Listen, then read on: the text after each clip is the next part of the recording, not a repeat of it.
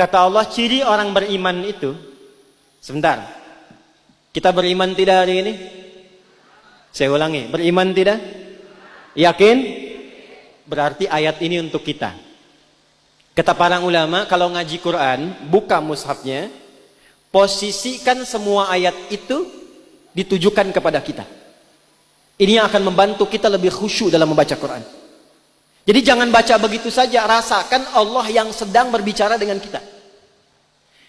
Bapak Ibu kalau terpisah misalnya dengan anak-anak, anak sekolah di Amerika sudah 20 tahun, kemudian kirim surat, tenang tidak?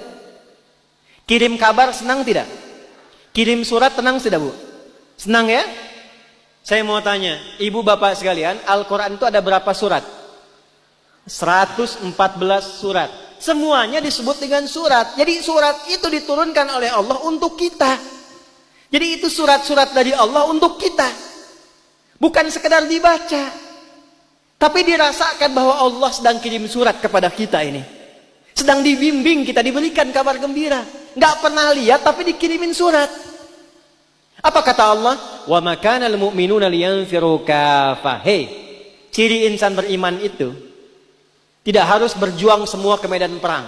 Itu pun kalau ada tuntutannya. Falaula nafara min kulli firqatin minhum ta'ifah. Ini poinnya. Liyatafaqahu fiddin. Allah menyampaikan, maka aku tunjukkan ada satu amalan yang nilainya setara dengan jihad fi sabilillah di medan juang. Bahkan nanti komentar Al-Imam Al-Maraghi, beliau punya tafsir namanya Tafsir Al-Maraghi. Itu komentarnya. Jadi kalau ada pun kegiatan medan juang, kemudian saat yang bersamaan ada yang tidak ikut dan memilih mengamalkan yang ini, itu nilainya sama dengan yang berjuang. Dan kalau tidak ada tuntutannya seperti kita sekarang, maka amalan ini melampaui jihad fi sabilillah yang berbentuk fisik. Perjuangan menggunakan fisik. Ayat ini bisa melampaui nilai-nilai perjuangan secara fisik. Apa itu? Ternyata ayatnya, ayat yang menuntun kita untuk meningkatkan intelektualitas dan mengisi akal yang telah Allah siapkan untuk membangun kehidupan kita. Perhatikan kalimatnya.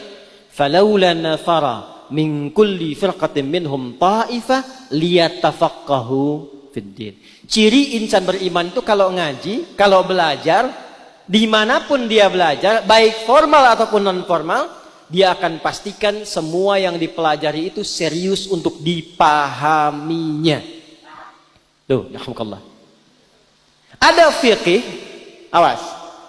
Ada fiqih, ada ilmun, ada ta'allama, ada tafaqqaha.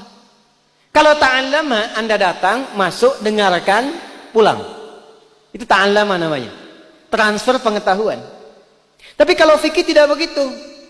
Datang, dengarkan, bahkan di hadis Muslim, hadis yang ke-8, hadis viral tentang Jibril menyamar datang ke majelis Nabi itu, ya.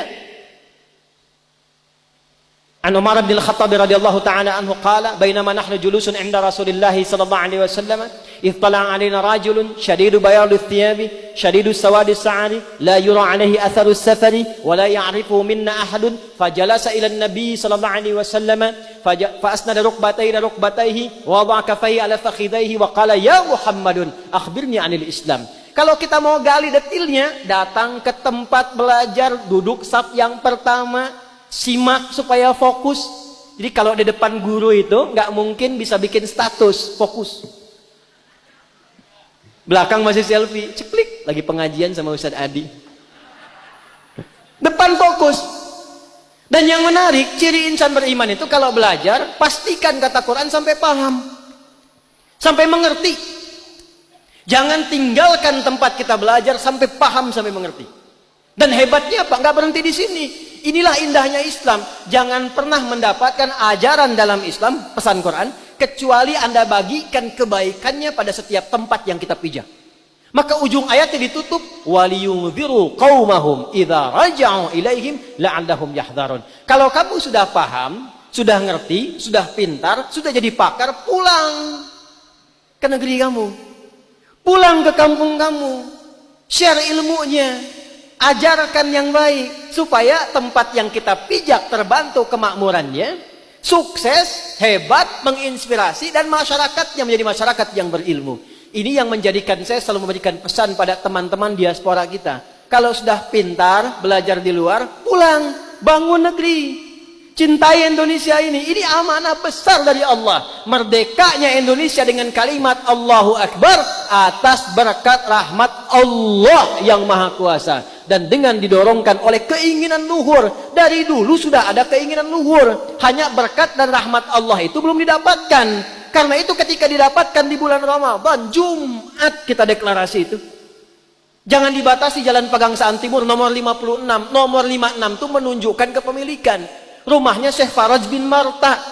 Itu pengusaha, cinta NKRI, keturunan Yaman, mewakafkan rumahnya untuk proklamasi.